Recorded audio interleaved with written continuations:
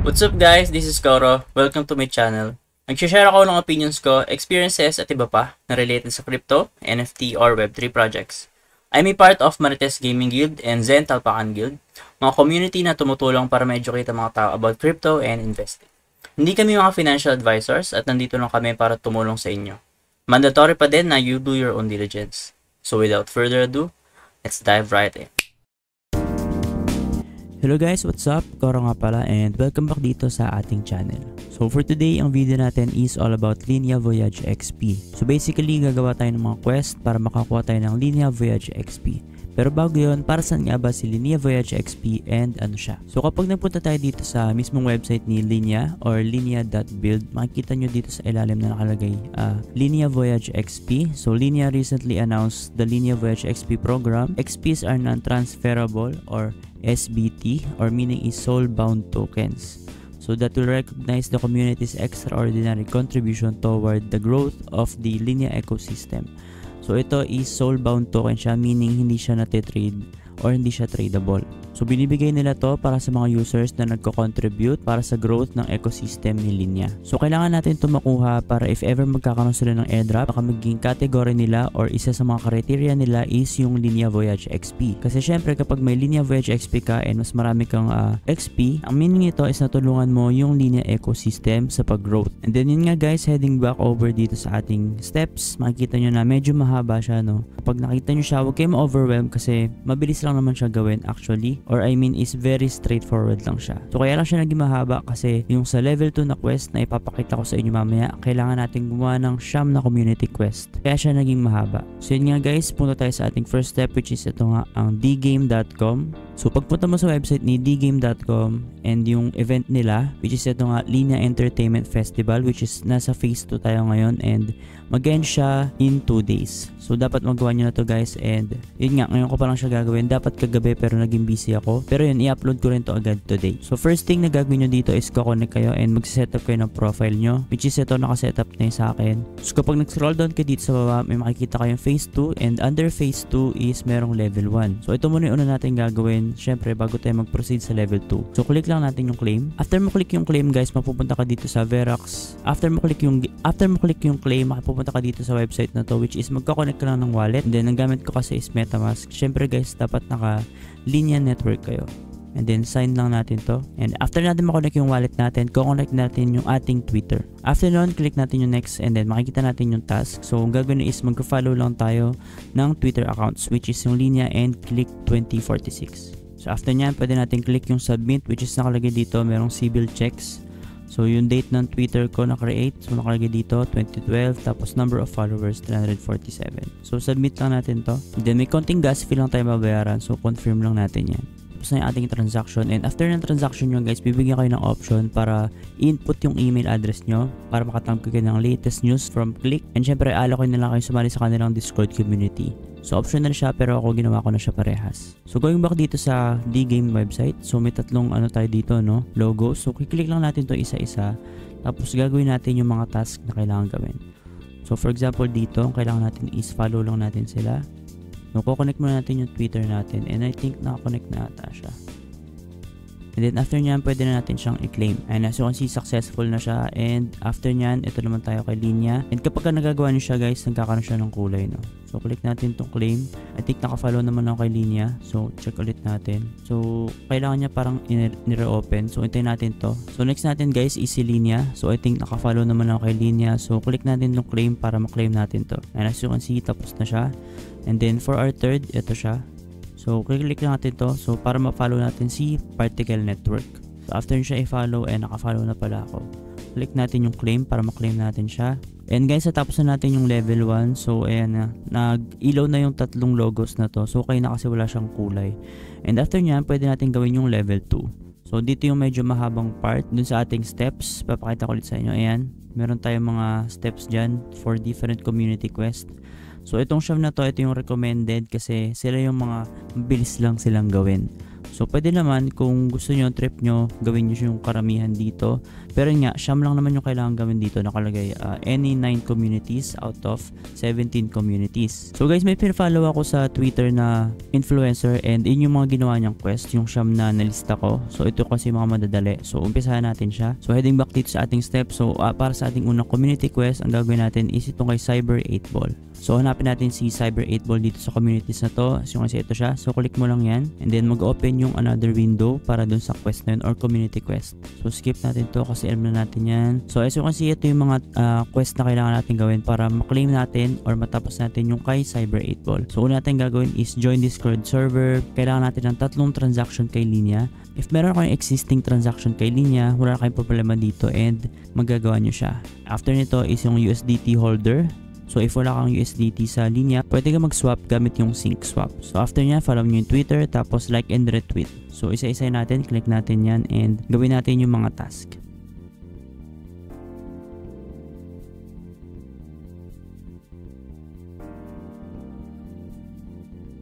And guys, nagawa natin yung ibang quest and for our last step dito kay Cyber 8 Ball is kailangan natin mag-hold ng USDT kay linya. So punta na ako kay sync swap and doon ako sa swap ng ETH papuntang USDT.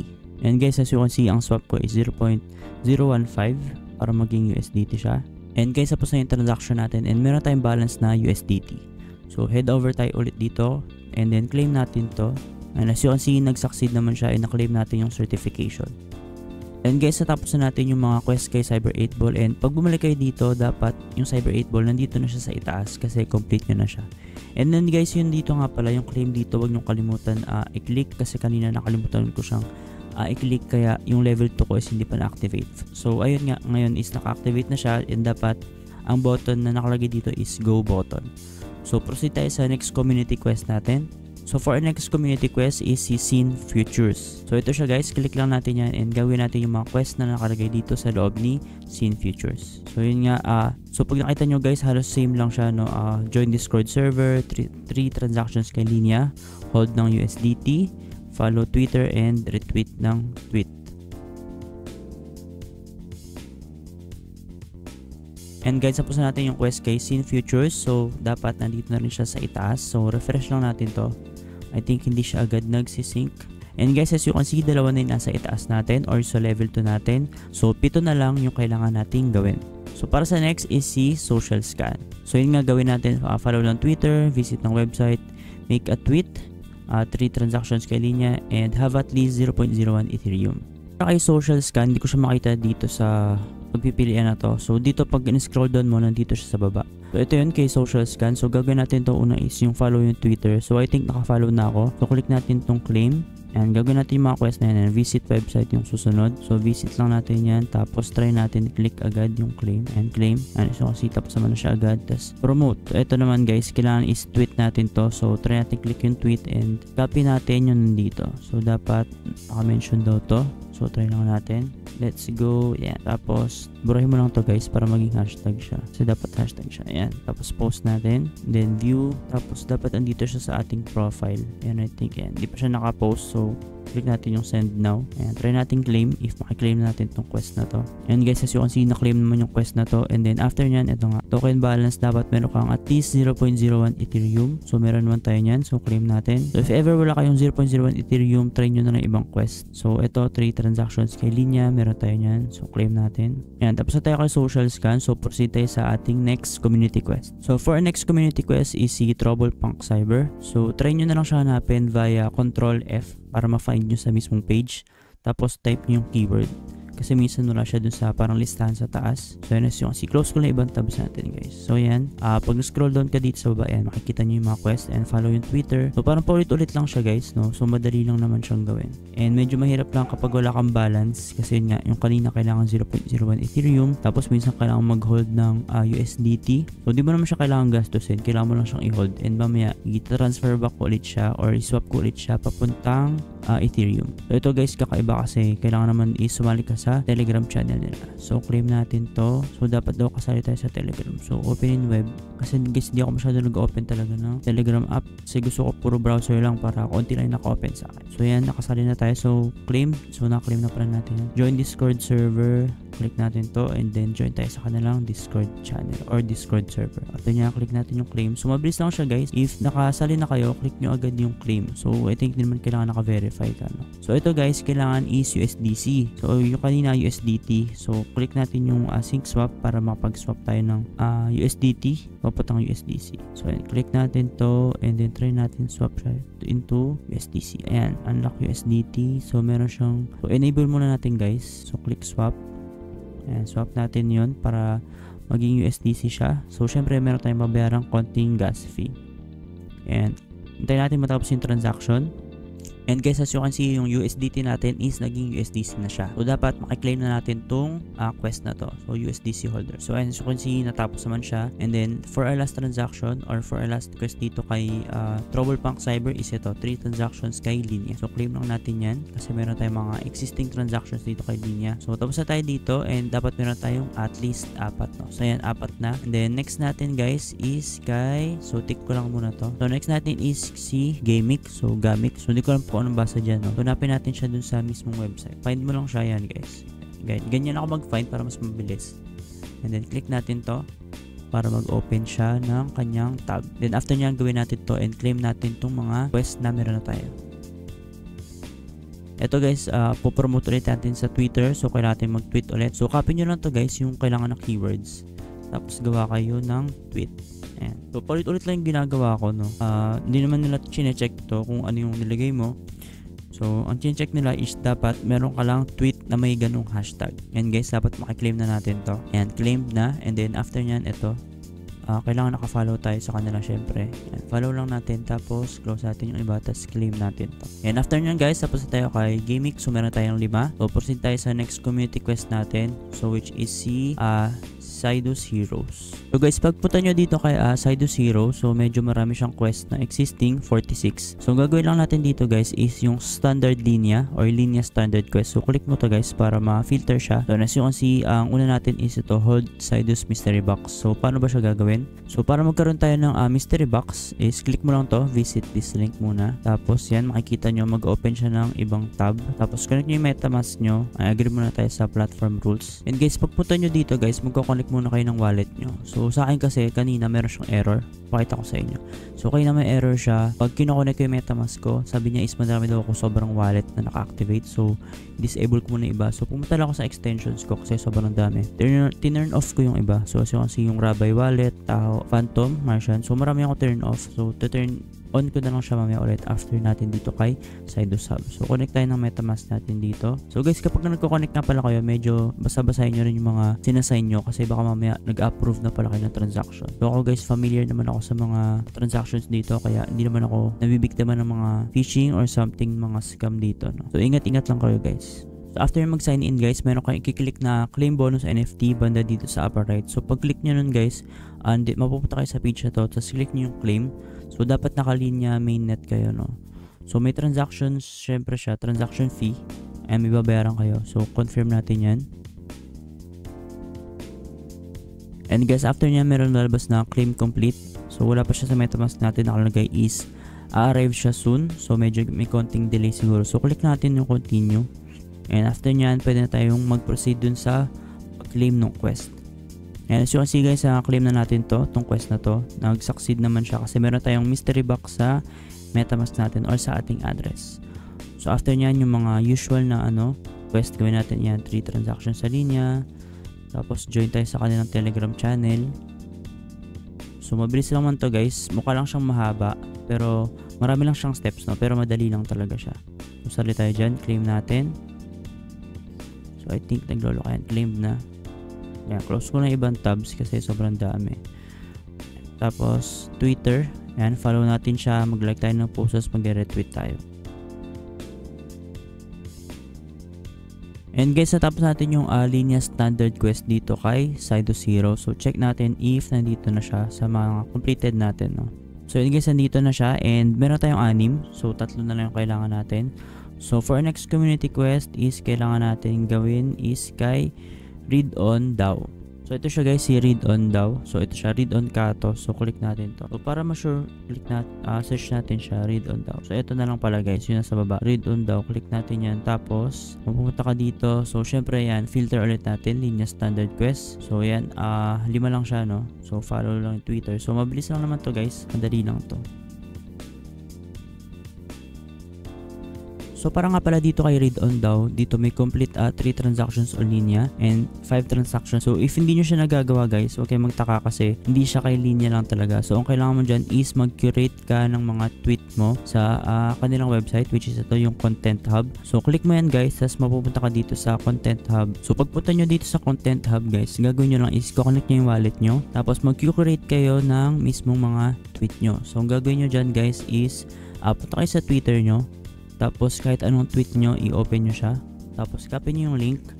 After nyo copy yung link, and paste nyo dito, tapos curate nyo. So dapat 5 yun guys. And click nyo yung curate.